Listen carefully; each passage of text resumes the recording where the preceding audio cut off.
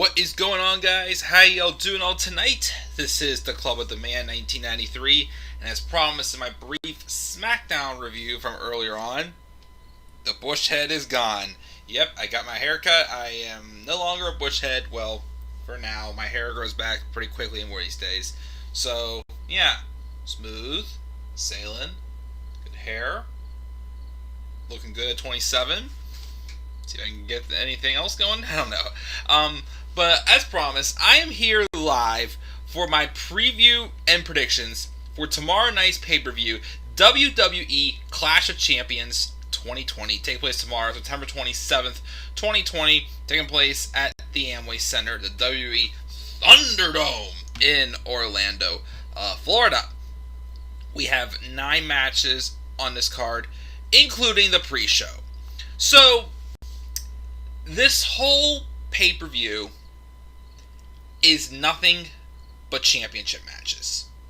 I can't remember the last pay-per-view, excluding NXT TakeOver New York, because that's still a good show.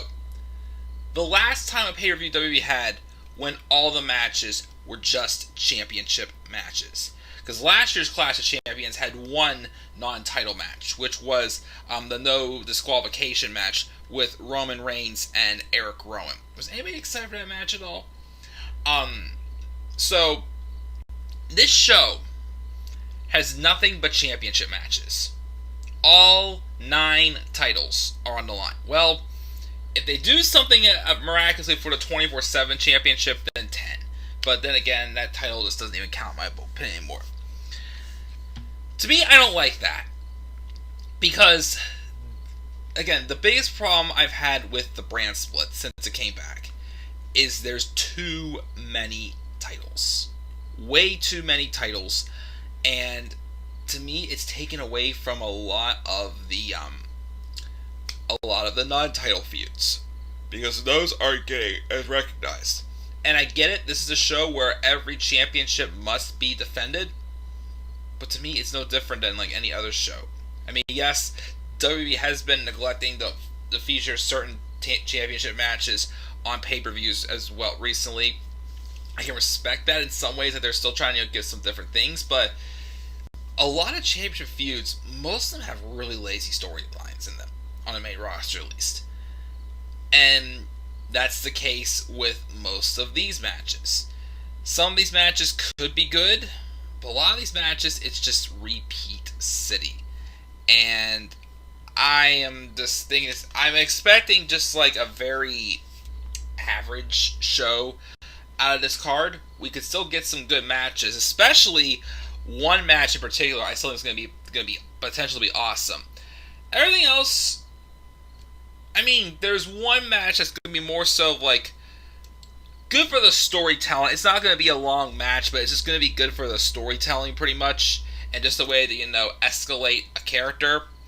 So that's how I'm actually going to feel. But other than that, I can't say this is really the most exciting card for sure for WWE, definitely. Like I said, with how many championship matches there are, it's just really lazy put together. And some of these matches, though, we've seen how many freaking times. So, we're going to talk about these and then go from there. Check the live chat first, see what we got here. We've got TN Couponer and Tyler. What's up, TN Couponer? I'm not too bad, man, by yourself. Tyler says this show is not going to be good. Rematch City. And TN Couponer as well says, hashtag Rematch City. That's what Clash of Champions 2020 is going to be. Mostly a lot of rematches from SummerSlam or other recent shows. Because they have literally nothing else to do for anybody. So, and what's up, JR Campbell? What's up, man? What's your name? Again, my name is actually Mike. So, let's roll into the show. Starting off with the announced pre-show match. Asuka and Zelina Vega for the Raw Women's Championship. My question is, why have a number 1 contenders match just for the pre-show? I get it. Something has to be on the pre-show. If I had my choice, it would have been the SmackDown Tag Title match with Cesaro and Nakamura taking on the Lucha House Party. To me, that is the match that, probably one of the matches that I'm just least excited about. It's just, it has, we'll get into that match later, but Asuka and Zelina Vega. First off, Asuka is being put on the pre-show. I mean, then again, AJ Styles was put on the pre-show last year with AJ Styles and Cedric Alexander. Again, I'm still so angry about that, because that should be a WrestleMania main event match. But despite the fact that I don't get why they had to throw Asuka on the pre-show, but of course have basically no storyline, just someone just says, hey, I want a title shot, and gets it. Again, I hate that whole idea of, if you want a title shot, all you had to do is ask, because that's not how it should be.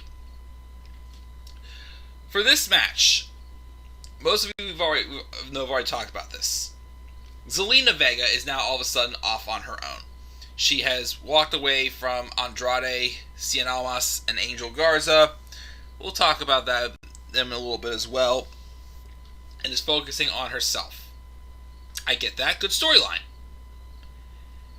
Did I ever want to see Zelina Vega get a title opportunity? At some point, yes. I do think Zelina, she's a very talented, attractive woman who has all the tools to just be a quality character in the women's division. She has done some sick hurricanranas on men's wrestlers. She has been able to put on some good matches. I mean, the best match I think she's had was that one match she had with Bianca Belair about a month ago, right before SummerSlam. That was a good match, showing that I think Zelina does have good potential. The problem is, as we all keep saying, what has she done wrestling-wise to get this opportunity already? It's way too soon to be giving Zelina Vega a title shot. Do you think, I hate to do this because I actually do think Zelina's talented. It's like Jinder Mahal immediately get a title shot after he was treated like a jobber for so long. Then all of a sudden, one win is good enough to give him a title shot. That's the same I kind of feel here, except I actually do think Zelina has the potential to do it. I just think, again, it's too soon. So, with that being said, easy said and done. Asuka's winning this match, no doubt about it. I definitely don't think Zelina's winning here. At some point, again, put the title on her at some point, yes. Right now, though, way too soon. She's got to build herself up much more. Her managing skills, on spot, awesome. Her in-ring ability, again, can be good. She still has to prove herself, though. So, sorry, Zelina, but you're not winning the title here. Asuka's retaining, and I still can't believe we're seeing Asuka on the pre-show. Again, the same championship. Then again, I'm sure at some point the SmackDown Women's title would be on the pre-show also, but the same championship, again, that main evented WrestleMania 35 is on the pre-show. I find that a little bit ridiculous. So, that's all said and done for the first match. So, the first match on the main card, I was going back and forth which match should open up the show. Because I was definitely picking that ladder match. I'm going to save that for second. Let's start off with, an easy tag match that actually, not that people really care about, but, pull off what they did in Extreme Rules 2018 when they had the B team take on Matt Hardy and Bray Wyatt. That opened up the show. Just get one of the weaker matches out of the way. So with that being said, just to kind of spread out the dynamic of the card. So I'm going to say the opening match on the main card is going to be the match with Cesaro and Shinsuke Nakamura defending the SmackDown tag titles against the Lucha House Party. And for what I see, I think, don't quote me wrong, I think the members of Lucha House Party in the match is going to be Kalisto and Gran Metalik. Because obviously, Kalisto and Lindsay Dorado are playing with each other over trying to, show more authority all of a sudden. Again, all of a sudden, the Lucha House Party is all about, one having authority over the other, which makes absolutely no sense. And even so, again, who really cares about the Lucha House Party to begin with? Like, they're nothing that spectacular, unfortunately. And this feud has been going on since the beginning of this tag title run with Cesaro and Shinsuke Nakamura, which, once again, still, why are they a tag team? Especially when their manager, Sami Zayn, came back and he has nothing to do with them anymore. Well, Cesaro and Nakamura pretty much wanted nothing to do with him anymore. So what's the point of them being a tag team now? I don't know. We literally have no other tag teams, and they're going to break up more tag teams, such as, Lucha House Party. They're already kind of teasing Miz and Morrison breaking up. Hey, hey, ho, ho. That team is stupid now at this point. And then, Garza and Andrade are probably going to break up as well, which who knows when that's going to be. Could be at this show. So, again, this tag title scene is dead. And with how many times Lucha House Party and these teams have gone back and forth, like, just end this and move on to something else. There's nothing to move on to. So, I'm just saying, I think just Cesaro and Nakamura is going to retain. I don't care about this match. It's just going to be an average tag match. We'll open up the show. But, at least get one of the matches out of the way before we get to one of the hotter matches, which I'm going to say is, in my opinion, the pick to be match of the night. This ladder match, triple threat ladder match for the Intercontinental Championship. The real and current Intercontinental Champion, Jeff Hardy, is going to take on AJ Styles, and the man who claims to still be the Intercontinental Champion, Sami Zayn. So, obviously, again, this match with Jeff Hardy and AJ Styles, they just have no clue what to really do with a natural story for these two. They can put on excellent matches, but for an actual story, WWE has no clue what story to tell. So they just threw in Jeff Hardy hurting his knee, wearing a knee brace in order, and, obviously when he kicked AJ in the face, the knee brace got to Styles' face, and it caused Styles to be all out of whack, and for Jeff Hardy to win the Intercontinental Championship right before SummerSlam. So, of course, Jeff Hardy, AJ Styles claims he has true beef to still be Intercontinental Champion. And then Sami Zayn returns after a 5-month hiatus. Of course, he didn't want to work during COVID, so, instead of just doing just an interim Intercontinental Champion, they basically just say they stripped Sami Zayn of the Intercontinental Championship. Even though in NXT, they gave an interim Cruiserweight Championship to Santos Escobar, who still is that champion, but of course now that NXT UK is back, who knows what we're going to do with him and Jordan Devlin. So all these guys do have some truth to the reasons to begin the title match. And I think this triple threat ladder match is going to be awesome. Even though, once again, AJ Styles get up there in age a little bit, and same with Jeff Hardy, but they can still put on a good performance. Sami Zayn, though, I will first off say I am glad that they're at least letting Sami wrestle since he's come back. He is actually wrestling matches, not being treated like a guy who can't wrestle. He can wrestle. And I thought the match he had, I didn't get to really watch the triple threat match they had last night, even though, once again, why are you doing a triple threat match between these guys when they're going to be having a triple threat on this actual show? Instead of not having the ladders, of course, but I still thought that was stupid. But I did like the match that Sami and AJ had last week. Still not as good, of course, as their match they had in 2016. They had on Raw. But I think this could still be a good match, even though if this was like 5-10 years ago, this probably would be an even much better match with, them booked better and such. But I think this will still be, in my opinion, probably the match of the night. Who do I see winning this, though? It's tough. If Jeff Hardy was still not going to resign, since he did resign, I would say they'd probably keep the belt on Jeff Hardy just to, kiss his ass. I don't think they're going to put the title back on Styles. I don't think they are. I'd be okay with it, but I just don't think they're going to put the title back on Styles. What I think they're going to do, and I think the right move is, the person who needs it more, give it to Sami Zayn. Again, Sami Zayn, even though I still don't like his heel character, I still don't like it, he needs it more. And I think now that he's actually wrestling again, it's got my attention. it's got me interested a little bit. And I don't think AJ needs a title. I think Jeff will be okay without it. Okay, the one who I really think could use the belt more is Sami Zayn. So I'm gonna pick Sami. Again, as long as he wrestles, they let him wrestle a match, I'm fine. Because I was just getting tired of seeing Sami act like a manager and be like, geez, oh man, this guy is so talented in the ring. You forget how good this guy is in the ring, because all he is just a big mouthpiece for Vince McMahon just to, laugh his ass off at and make it into a comedy act. But when he's actually wrestling, I can deal with it more. So I think that's the best route to go with this match. Put the belt on Sami Zayn.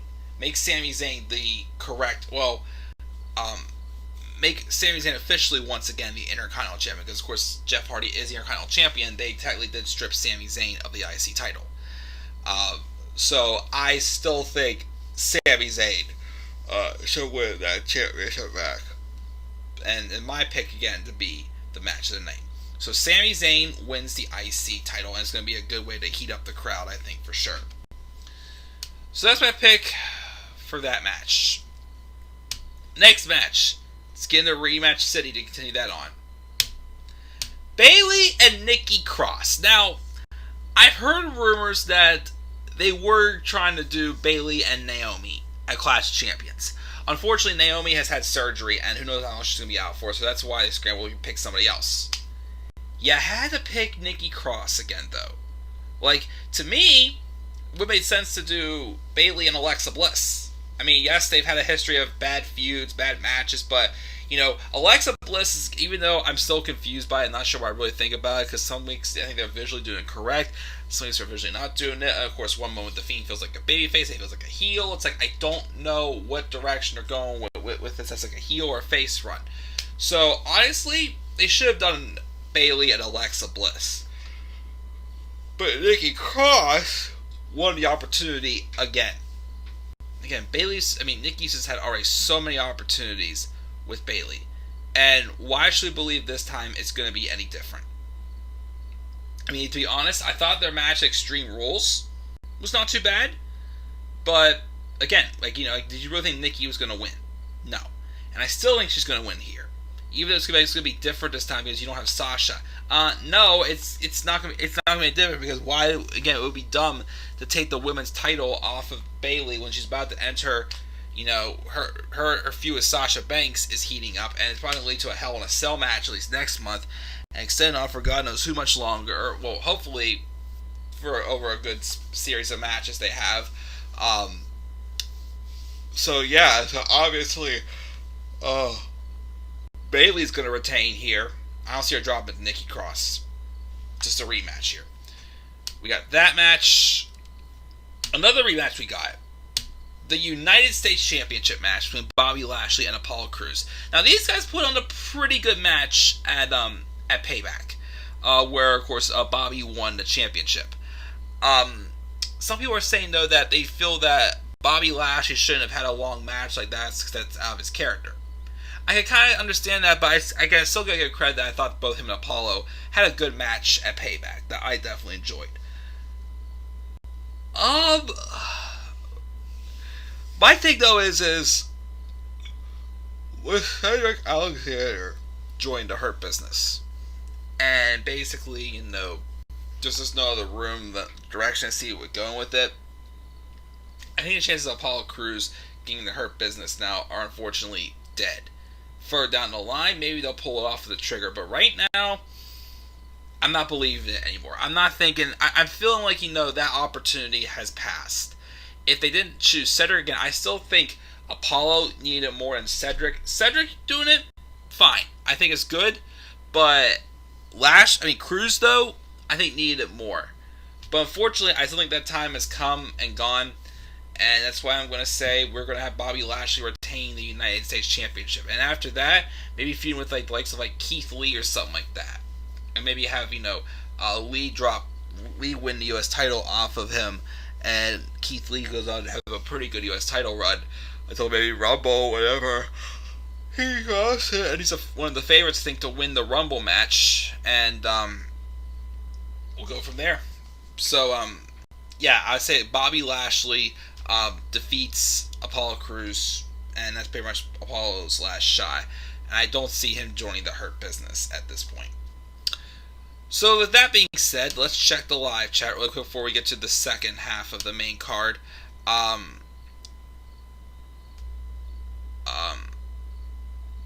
This should be named Rematch City instead of Clash of Champions. Yeah, they should learn their title matches. Tyler will do a review, and it's awesome. Since Sammy won the triple threat match on SmackDown, Styles pulled the belts off. His pick is for Hardy to win the ladder match, which is fine. Like I said, I just think Sammy could benefit from it more. Again, if Jeff Hardy had not re-signed yet with the WWE, I would definitely think they would keep the belt on Jeff to make him stay. But again, Sami Zayn, I think this needs that match more. Just my opinion. Moving on to match number 6. One of the matches that I'm actually looking forward to. Oh wait, no, I'm sorry. I guess somewhat this match, but not really that much. But one of the matches is looking forward to following this one. So, the women's tag titles. Nia Jax, Shayna Baszler taking on the Riot Squads, Ruby Riott and Liv Morgan. Let's make this quick and simple. I still hate this teaming of Shayna Baszler and Nia Jax. It makes no sense. It's dumb. I hate it. And I'm just not behind it whatsoever. This whole thing with, them just hating each other, but yet, they're trying to one-up each other to see who's better, it's just so annoying, so telegraphed, and so confusing. Just dumb, the fact that, again, they could have just waited to have Sasha and Bayley drop the tag titles to the Riot Squad, but no. But so, make it quick and simple, the Riot Squad need to win the tag titles. They at least have a story going as a team now. I mean, I wasn't a fan of them at first when they first came up years ago, but now that they actually have a story behind themselves and everything, I'm all for them winning the tag titles. I don't know who they drop the tag titles to. Of course, they'll probably have a feud with Natalya and Lana. But I think we're going to see new women's tag champions as Ruby Riott and Liv Morgan will defeat Shayna Baszler and Nia Jax. So we have that. Here's a match I'm actually looking forward to. This one. Roman Reigns and Jey Uso for the Universal Championship. Now, this is definitely a super lopsided, obvious victory. Roman Reigns is winning this. There's no way they're going to put the championship on Jey Uso. But the whole point of this match and this storyline is just to get the more nuclear heat on Roman Reigns as a heel. Definitely, have him turn on his own family. Or basically think he's the one, not turn on him, but basically have them think he's the superior one. And with Jey Uso refusing to listen to his orders, thinking he's out of the power, he's just going to beat down on Jey and just whoop him and just cuss him out and whatnot. And I think it's going to be another stepping stone in the grooming of this heel Roman Reigns character. So, again, why not start with that by, having him target his own family?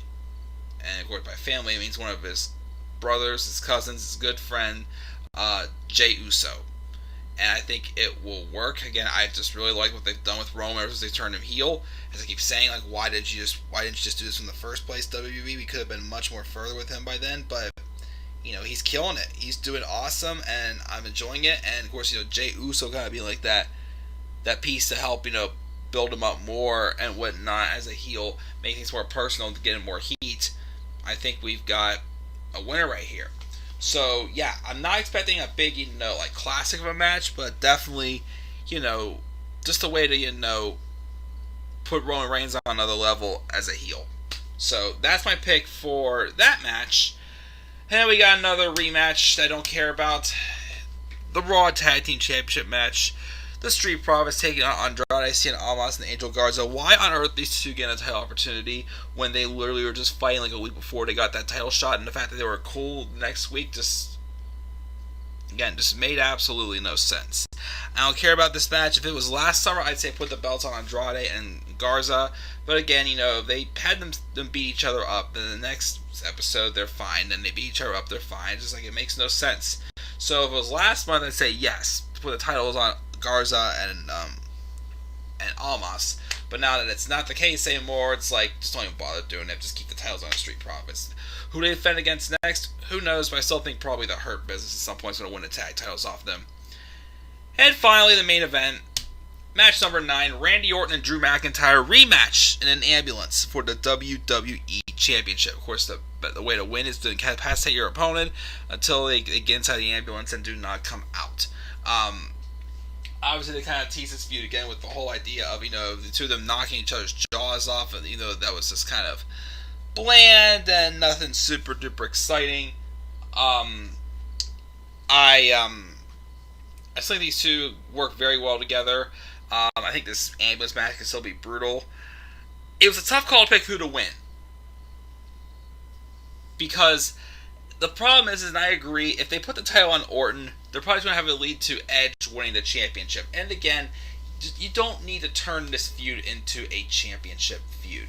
Plus 2, Edge has gone 1-1, well, technically 1-2, counting the Royal Rumble, since he returned from his 9-year hiatus of being absent.